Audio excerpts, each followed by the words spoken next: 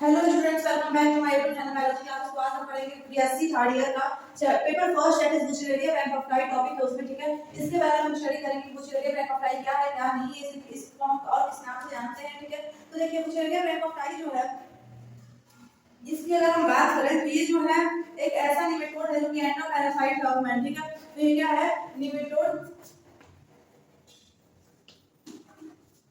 Endoparasite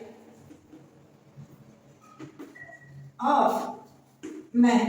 ठीक है, ये निमेटोड है जो कि एंडोपैरासाइट है किसका, इंसानों का। ठीक है, जो कि लिम्फेटिक वेसल और लिम्फेटिक नोड में मतलब इनहेबिट करता है। कहाँ इनहेबिट करता है, तो इनहेबिट करता है लिम्फेटिक वेसल्स में एंड लिम्फेटिक नोड में इनहेबिट करता है। ठीक है, क्या कॉज करता है, तो कॉज कर देता है फाइलेरियासिस नाम की डिजीज। ठीक है, जिसमें कि आप लोग सुने होंगे फाइलेरिया में क्या होता है कि जहाँ जिस भी बॉडी ऑर्गन में फाइलेरिया डिजीज होती है वो बॉडी ऑर्गन क्या होता है, स्वेल कर जाता है। ठीक है, लार्वल फॉर्म जो होता है इस फॉर्म का, उसको सबसे पहले डिनर साइंटिस्ट ने देखा था। वो साइंटिस्ट ने सबसे पहले इसे काइलस यूरिन में देखा था। ठीक है, इस तरीके से कुछ साइंटिस्ट है ये सब देखे, लेकिन हमें ये सब कुछ जानने की जरूरत नहीं है कि साइंटिस्ट ने कैसा देखा।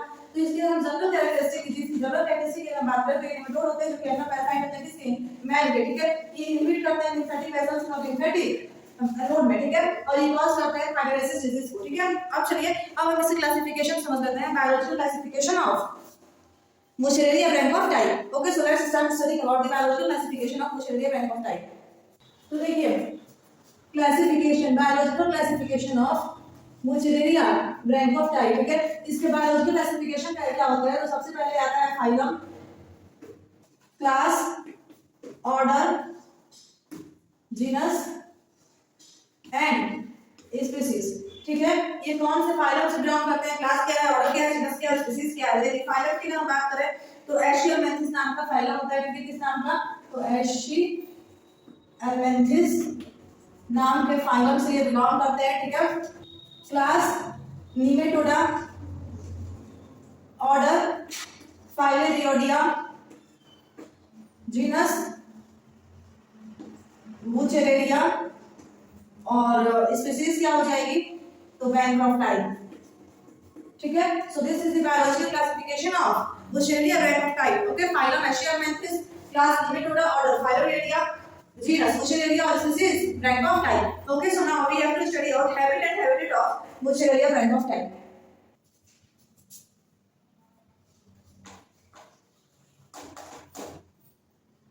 Habit and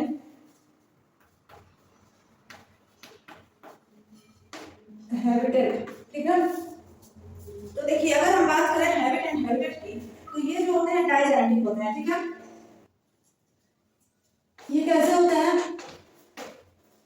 डाइजेनेटिक होता है, यानी कि इनके टू होस्ट होंगे। ठीक है, प्राइमरी होस्ट जो है, प्राइमरी होस्ट इनके कौन होते हैं, ह्यूमंस होते हैं। ठीक है,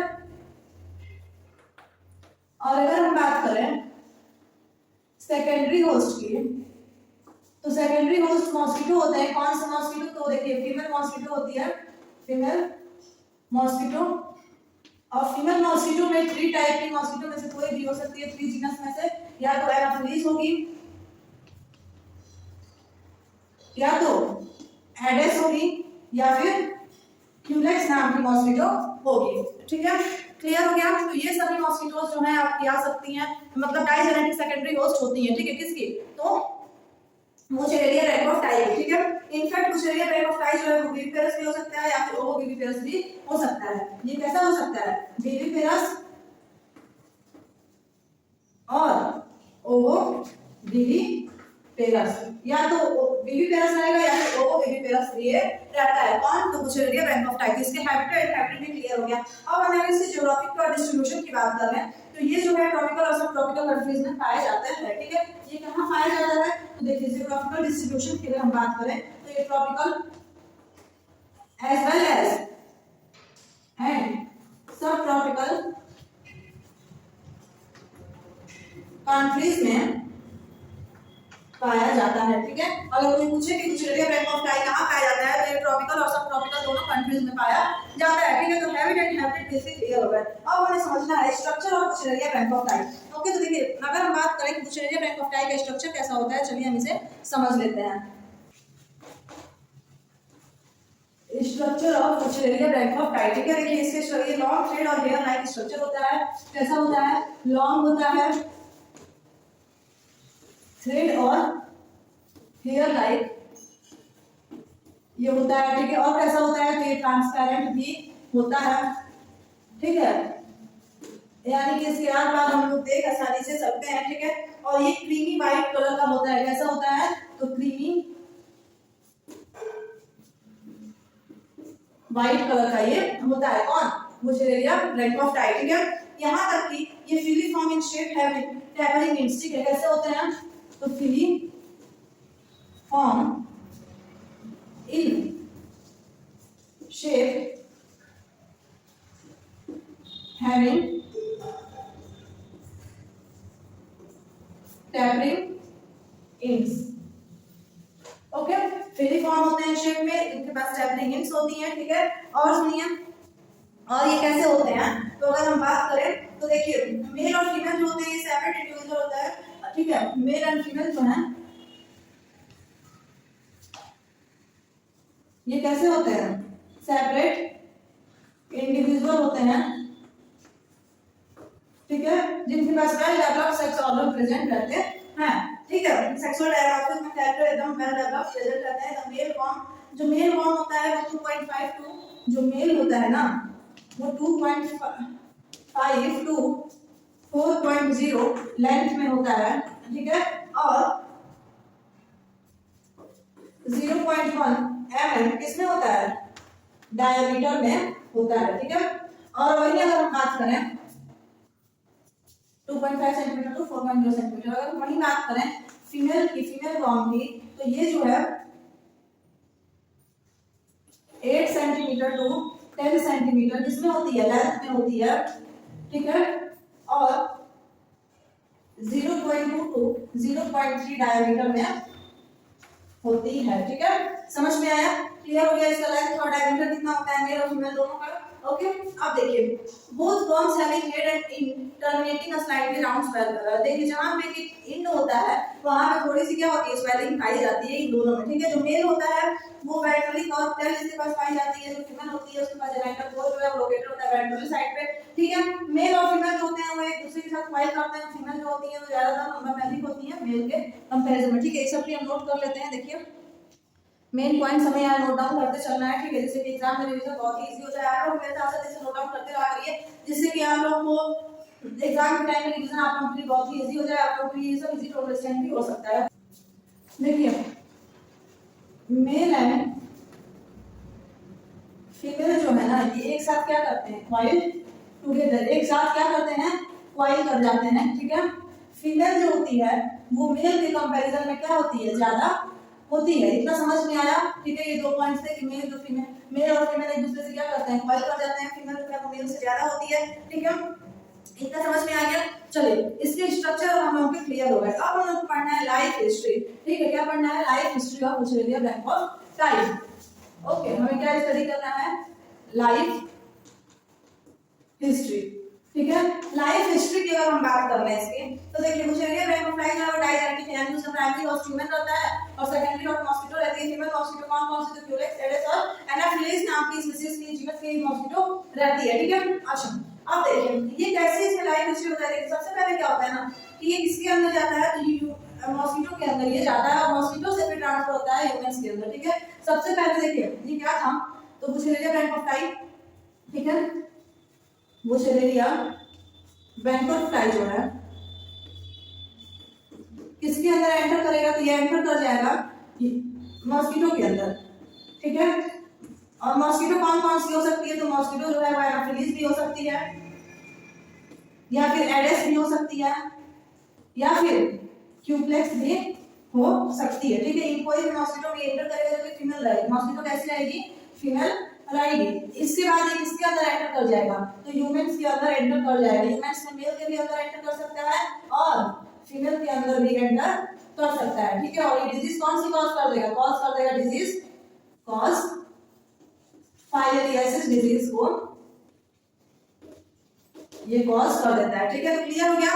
लाइफ हिस्ट्री ऑफ बुचेरिया रेमोटाइस में हमें और कुछ नहीं जानना है, इतना ही आपको जानना है। एक चीज और ध्यान रखिएगा, लाइफ स्पैन अगर हम बात करें तो ये 5 to 10 इयर्स की लाइफ स्पैन होती है, ठीक है। Life span of an adult, मतलब एकदम जो एडल्ट की हम बात करें लाइफ स्पैन की, तो ये कितनी होती है, तो 5 to 10 इयर्स की होती है, ठीक है। तो लाइफ हिस्ट्री क्लियर हो गया। अब देखिए हमें इसका पढ़ना है मोड ऑफ ट्रांसमिशन, कि ट्रांसमिट ये कैसे होता है, ठीक है, यानी कि ह्यूमंस में ये कैसे पहुंचता है। तो चलिए ये चीजें हम समझ लेते हैं।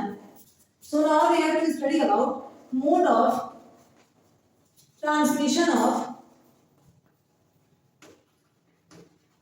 बुचेरिया ब्रैंकोफाइटा, ठीक है। तो देखिए इसमें ट्रांसमिशन कैसे होता है, तो ये इनोक्यूलेटिव टाइप का ट्रांसमिशन होता है। कैसा होता है, तो ट्रांसमिशन जो होता है वो इनोक्यूलेटिव टाइप का होता है, ठीक है। इनोक्यूलेटिव टाइप का होता है, क्या मतलब है, कैसा ट्रांसमिशन हो रहा है इसमें, इसमें जो है पैरासाइट जो है वो अकर होता है bite of infected female culex mosquito in course of taking blood, ठीक है। देखिए बाइट ऑफ, देखिए खास तौर पे क्यूलेक्स मॉस्किटो से ही होता है, एडिस और एनाफिलिस से भी होता है, लेकिन क्यूलेक्स मॉस्किटो से ज्यादा होता है। तो bite of female culex mosquito at the time of taking blood meal, जब भी मॉस्किटो जो है वो ब्लड ले रही होती है ह्यूमन की बॉडी से, उस समय पे ये ट्रांसफर हो जाता है किसमें, ह्यूमंस में ट्रांसफर हो जाता है, ठीक है। तो समझ में आया इसका मोड ऑफ ट्रांसमिशन। अब हमें समझना है पैथोजेनेसिटी, पैथोजेनेसिटी, ठीक है। ये कैसे, मतलब इसमें पैथोजेंस वगैरह के बारे में हमें समझना है, ठीक है। तो देखिए फीवर होता है ना, वो 3 to 5 डेज के लिए होता है। फीवर कितने दिन के लिए होता है, तो 3 to 5 डेज के लिए क्या होता है, फीवर होता है। किसमें, तो फाइलेरियासिस डिजीज में, ठीक है। यहाँ तक कि क्योंकि इसमें इन्फ्लेमेटरी रिएक्शन हो गया था, इस वजह से कहाँ पे इन्फ्लेमेटरी रिएक्शन होता है, तो लिम्फेटिक सिस्टम में, ठीक है। क्यों होता है, ड्यू टू इन्फ्लेमेटरी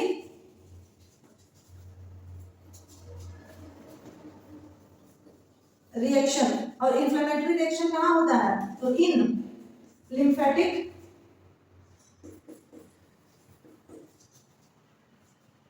सिस्टम, ठीक है।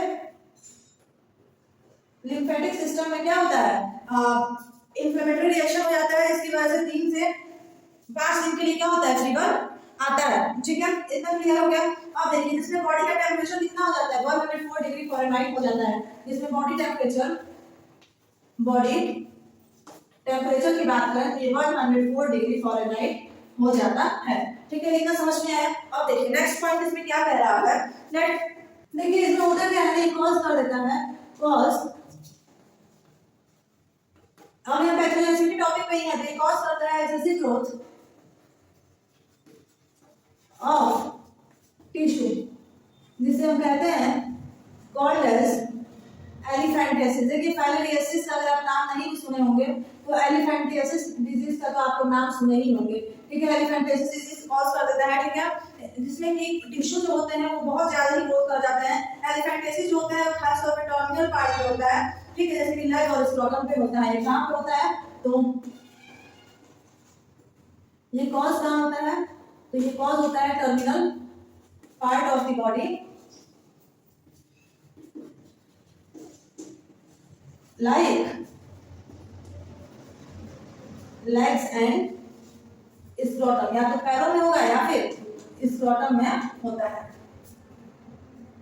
तो चलिए इतना समझ में आ गया। अब हमें पढ़ना है इसका प्रिवेंशन एंड कंट्रोल, जो इस टॉपिक का लास्ट सब टॉपिक है, ठीक है, दैट इज, उसके बाद हमारा बुचेरिया ब्रैंकोफाइटा नाम का टॉपिक क्लियर हो जाएगा, ठीक है। प्रिवेंशन एंड कंट्रोल हमें सिर्फ और सिर्फ पढ़ना है, प्रिवेंशन एंड कंट्रोल, ठीक है। इसका स्ट्रक्चर इंपॉर्टेंट नहीं था इसलिए मैंने नहीं बताया, आप स्ट्रक्चर से कुछ नहीं था याद करिएगा या फिर समझिएगा, तो इतना मैं आप लोगों को ड्रॉ करवा रही हूँ, ठीक है। एक्स्ट्रा एक्सेसिव अमाउंट में आप स्ट्रक्चर अलग कर लेते हैं तो आपके लिए कंफ्यूजन होगा eight the time of examination, okay. तो देखिए इसकी प्रिवेंशन एंड कंट्रोल टोटल अगर बात करें तो 7 पॉइंट्स हैं। That prevention focuses on prevention and control के आपको पता है, मैं सभी टॉपिक्स को नोट डाउन कर देती हूँ जिससे कि आप लोगों को एग्जाम में इजी रहेगा लर्न करने के लिए, ठीक है।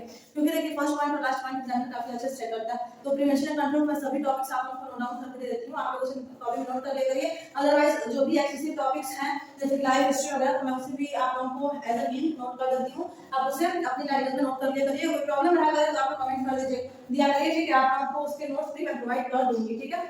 ओके, तो देखिए प्रिवेंशन एंड कंट्रोल की बात करें, prevention focuses on prevention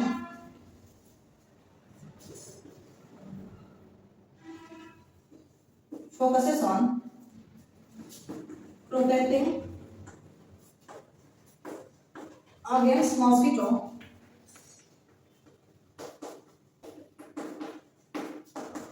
bites in endemic region. ये फर्स्ट पॉइंट है प्रिवेंशन एंड कंट्रोल का, रेड हमें प्रिवेंशन करना चाहिए, प्रोटेक्ट करना चाहिए, मतलब मॉस्किटो से हमें दूर रहना चाहिए, ठीक है, एंडेमिक रीजंस में, ठीक है। सेकंड पॉइंट क्या हो जाएगा, ये तो फर्स्ट पॉइंट था, क्लियर हो गया। देखिए नेक्स्ट पॉइंट क्या है, insects repellents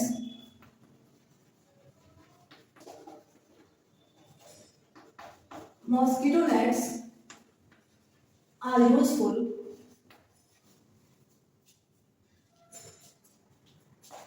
to protect against mosquito bites, ठीक है। यानी कि मॉस्किटो नेट यानी कि मच्छरदानी का यूज करना चाहिए जिससे कि हमें मच्छर ना काटे, मॉस्किटो बाइट्स हम क्या कर सके, बच पाए। Destruction of insect vectors habitat, destruction of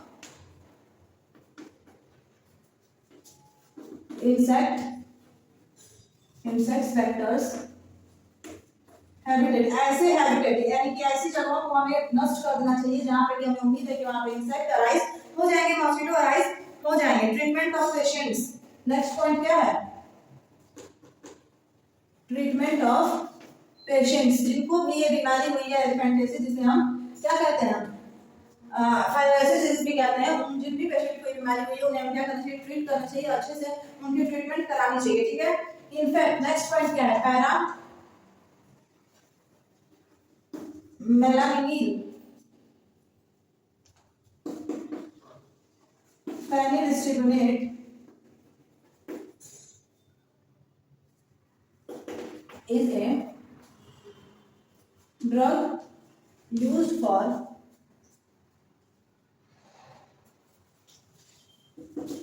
effective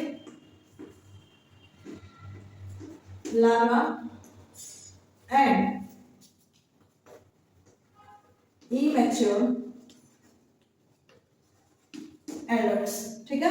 और एक लास्ट पॉइंट हो जाएगा, that is public awareness is necessary, public awareness is necessary, यानी कि हमें मतलब एक दूसरे से क्या करना चाहिए, दूरी बना करके रहना चाहिए, एकदम पब्लिकली साथ में नहीं रहना चाहिए, ठीक है। देखिए डिजीज इससे प्रिवेंशन और कंट्रोल है जो कि मैंने आप लोगों को बता दिया। यही पे हम लोग का ये जो बुशेरिया बैंक ऑफ टाई नाम का जो टॉपिक था वो फिनिश होता है, ठीक है। तो आई होप आप लोग क्लियर हो गया होगा, कोई डाउट है तो आप कमेंट कर दीजिएगा, ठीक है। वैसे तो मुझे नहीं लगता है कोई डाउट होगा, फिर भी कोई डाउट हो तो आप कमेंट कर दीजिएगा, फिर हम मिलेंगे अपने नेक्स्ट वीडियो में नेक्स्ट टॉपिक के साथ, ठीक है। और आप लोग शेयर करिए इस क्लास 9 से 12 के सभी स्टूडेंट्स में, इनफैक्ट जो बच्चे जो बीएससी कर रहे हैं जूलॉजी या फिर बॉटनी सब्जेक्ट है उनका, ठीक है, बायोलॉजी सब्जेक्ट से वो बीएससी कर रहे हैं, उनको भी आप शेयर करिए, ठीक है। ओके, थैंक यू, फिर सब्सक्राइब करिए, शेयर करिए।